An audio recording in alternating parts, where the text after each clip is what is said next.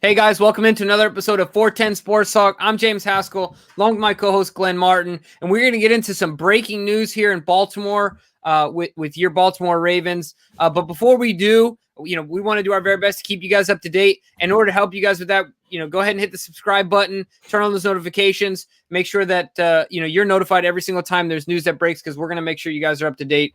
But without any further ado, Glenn, what news are we breaking today? Yeah, the Baltimore Ravens were awarded 2 compensatory picks for the 2021 draft.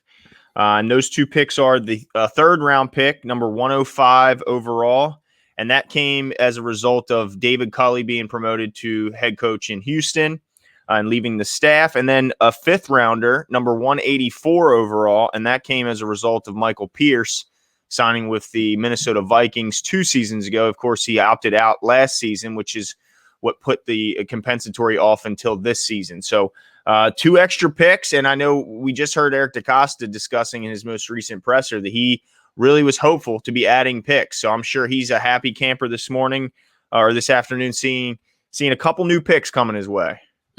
Absolutely. I'm excited about both picks. I just really quickly, Glenn, I have some examples, because I know a lot of people say, well, 3rd, 5th, right? But yeah. I have some examples of players that we've taken in those rounds, and I want to mention them. And I want you guys to understand that a 3rd and a 5th, maybe for the Rams or for another team that maybe doesn't seem to value their picks or draft as well, like the Raiders, might not mean as much, right? But here in Baltimore, those picks are gold. I'm just going to give you a couple examples, starting with most recent down, right? So just last year, we had 4 third-round picks, excuse me. So on the 3rd round, we got Justin Metabike, Devin Duvernay, Malik Harrison, Tyree Phillips. And then the 5th round, of course, we got Broderick Washington.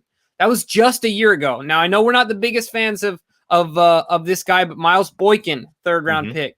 And then, if you keep it on the list, another 2 big 3rd rounders, the year that Lamar went, Mark Andrews, Orlando Brown, right? Those are big names. And if you'll bear with me, Glenn, I got a couple more that I think are worth mentioning as well. But, you're talking also in the 3rd round, another guy that we talked about recently, big baby, Brandon Williams, 3rd rounder, Bernard Pierce, 3rd rounder, excuse me. Ed Dixon, 3rd rounder.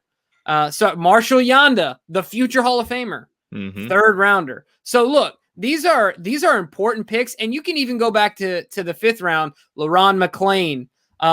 You got guys that Pernell McPhee. That's another big name. Of course, Ricky Wagner is a guy that you've talked about. Nick Boyle is another guy. So Matt Judon. The list goes on and on. This is everything for the Ravens, I feel like.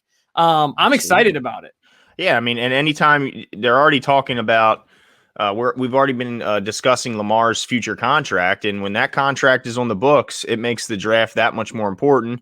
And this draft, those players are still going to be on the team when that day comes, when that salary cap is eaten up a lot by his contract. So they need to nail these draft. This is how you get cheap labor. This is how you build out your roster. Not everyone's going to be, even if they don't end up being some of those names you mentioned where they ended up being, Pro Bowlers and darn good players, right? Even if they don't get that level of contribution from those guys, even if they just get a solid player, a role player, a guy who just does one thing well, that's all, all that stuff is needed, and all that stuff goes towards winning a Super Bowl. So I'm excited to see more picks.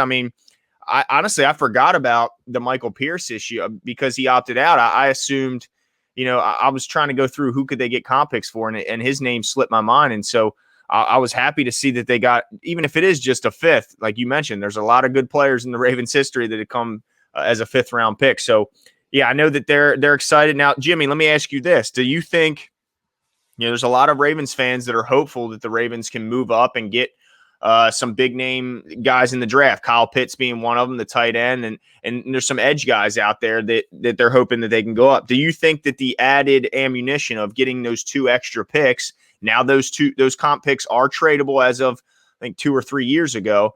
Do you think does that give you any reason to believe that Eric DeCosta might look to trade up in that 1st round? It's going to be interesting, but one thing we know for sure, I guess this is how I answer this question. The most notable, in my opinion, the 2 most notable trades up, obviously for Lamar Jackson, And then didn't we trade up to get Joe Flacco as well? Or am I not remembering? No, I think we did. Yeah, I think we did. I felt like we identified our guy, went and got him. Not that high though. I think we only had to trade up into the low 20s or something like that, right? Right. And for Lamar, yeah, I mean, we traded up a little more, obviously, to get back in the first and out of the second. But the reason I bring that up is because those were cornerstones of our franchise for a decade. Lamar to be, obviously Joe was. So it would have to be somebody close to that level, right? Now, I'll also say that usually when the Ravens, I get excited about the idea of the Ravens trading up because I trust their ability to evaluate these guys and know what they have. So if they're trading up, if you see that little ticker come across the board, the Ravens have just traded into the, whatever spot that's up, get excited because I could, just to answer your question, I could totally see them using this ammunition if the right guy is on the board. And I haven't dug in quite enough in the draft. I know we're going to kind of turn the corner on that as soon as free agency kind of settles. But I mean, Kyle Pitts might be a guy. Are there any, I can't really think offhand of any other guys. I'm not saying there aren't there, but offhand right now of any other guys that I think would be trade up worthy guys, but I would love to see it because that means it's a guy worth getting, in my opinion. Yeah, I think that's a good point. I think the only way they make that move is if he's, they look at him as this is a future Pro Bowler. This is a Raven lifer type guy because I'm sure DeCosta is happy to see 7 picks, but he'd like more, right? I mean, this is not like a heavy year for the Ravens. Typical draft haul is more than 7, but so I would be surprised to see them go up. But like you, I think if they did, it would have to be for a guy that's something special. I expect them to continue to try and acquire more picks, and I'm encouraged after the interviews yesterday that it's not going to be done, by trading Orlando Brown. It still could be, but I'm at least encouraged to know that it's not a guarantee. It's not a foregone conclusion like I thought it was before those press conferences. So I'm expecting them to still try and add picks, which means they're going to trade back. Now I'm hopeful that they don't trade completely out of the first round because that would forego the option, the 5th-year option that of course, that's the reason they went to 32 for Lamar. They didn't go there just to make him a first-round pick. They went there with that in mind that they would have that extra year of service at a lower price. So I'm hopeful that they stay in the first round, but I wouldn't be shocked at all to see them trade completely out of it, trade up, to the top of the second, to 33, 35, somewhere in there, and acquire a bunch more picks, maybe two additional picks. So, but if they stayed there, that would be absolutely fine. And I could see them trading back in any of the first 3 or 4 rounds in order to grab more picks on the back end. But either way, I mean, how lucky, there's a lot of Ravens fans that weren't happy with David Culley's performance. When you look at his job title and then you look at the unit he was responsible for, it didn't necessarily scream success.